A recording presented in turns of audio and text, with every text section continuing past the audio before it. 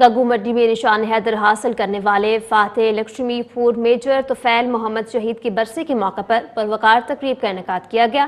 پاک فوج کے دستے کی مزار پر حاضری، پھولوں کی چادر چڑھائی اور سلامی پیش کی۔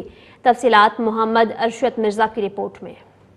نشان حیدر کے عظیم سپوت میجر طفیل محمد شہید کی 68ویں برسی عقیدت و احترام سے منائی گئی۔ اس موقع پر میجر طفیل محمد شہید کے مزار پر پروقار تقریب کا انعقاد کیا گیا، جہاں پنجاب 13 ریجمنٹ کے چاق و چوبند دستے نے حاضری دی، پھولوں کی چادر چڑھائی اور گارڈ آف آنر پیش کیا۔ میجر طفیل محمد شہید نے 8 اگست 1958 کو لکشمی پور کے محاذ پر دشمن کا بہادری سے مقابلہ کرتے ہوئے جام شہادت نوش کیا۔ ان کی بے مثال شجاعت اور عظیم قربانی کے احترام میں حکومت پاکستان نے انہیں نشان حیدر سے نوازا۔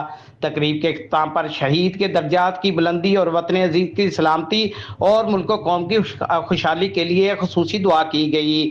میجر طفیل محمد شہید کی لاجواب قربانی آج بھی قوم کے لیے بہادری اور حب الوطنی کی روشن مثال ہے۔